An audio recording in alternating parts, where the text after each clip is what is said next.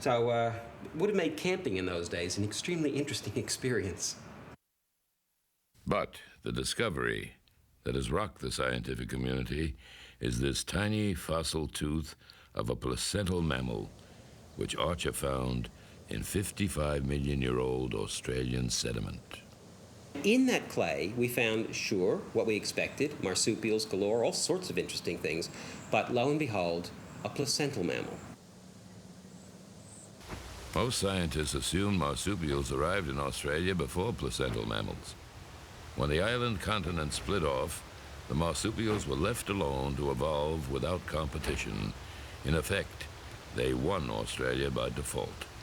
But the tooth would change Archer's mind. The only parsimonious conclusion had to be it was a placental mammal that was here with the marsupials in Australia at the same time. They started in the racing blocks at the same time. When the gun went off, those placentals fell on their face. The marsupials basically picked them up with a great smile on their face and kicked them off the edge of the continent.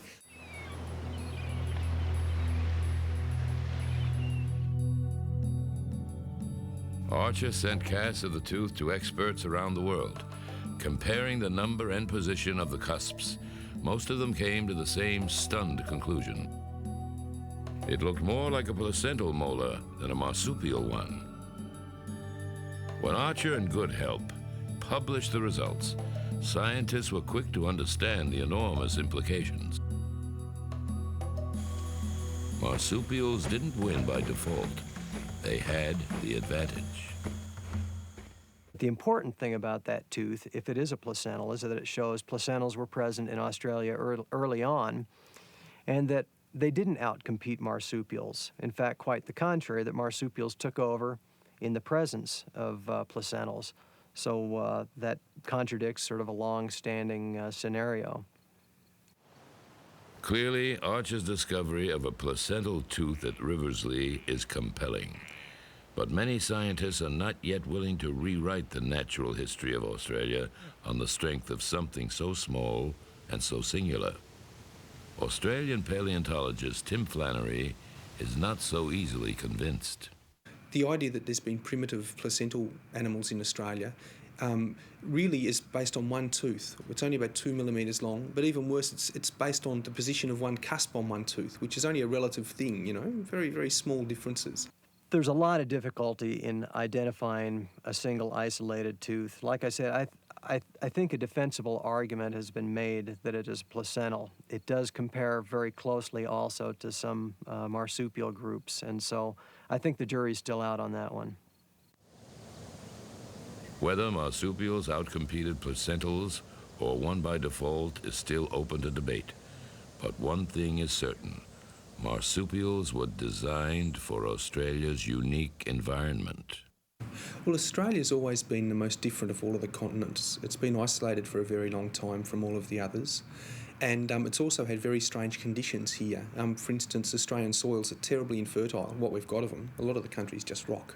And we've also got this really strange climatic pattern, which is called the Southern Oscillation. And that means that rainfall in Australia isn't regular. As some of our early poets said, it's a land of drought and flooding rain. There's not much in between. There's not really an average year. And those conditions make life really hard for animals like mammals. So it's always been an odd continent, and maybe that explains in part why the marsupials have done so well here.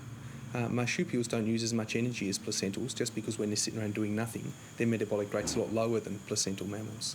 So that gives them a bit of an advantage.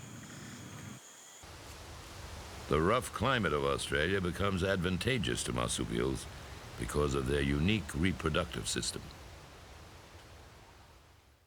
For marsupials, the young is in the pouch. There's very little investment. If times are bad, if there's a drought, something like that, you can eject the young and cut your losses, essentially, and live to reproduce again. Perhaps Riverslea will yield up more secrets of the marsupial saga in Australia. But for now, the scientific community is looking at marsupials with new respect.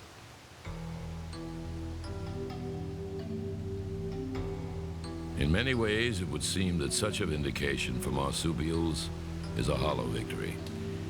The age of the great carnivorous marsupials is over. The marsupial lions were gone by 30,000 years ago. The The marsupial wolf, also called the Tasmanian tiger, was in serious decline by the modern age. European settlers saw it as a pest and hastened its demise with a single-minded determination. In 1936, the last known Tasmanian wolf died in captivity. Today, the small but fierce Tasmanian devil is on the endangered list. But an unlikely champion of the marsupial cause has made a stand in the northern hemisphere. The unassuming opossum has increased its range from South America all the way up to Canada. And even the common kangaroo is making unexpected inroads into the north. Released into some of the dwindling wilds of England and Germany, kangaroos seem to be thriving. It is Australia, land down under, with its rugged, inhospitable terrain, that will always be the domain of the marsupials and the ancient home of the killer kangaroo.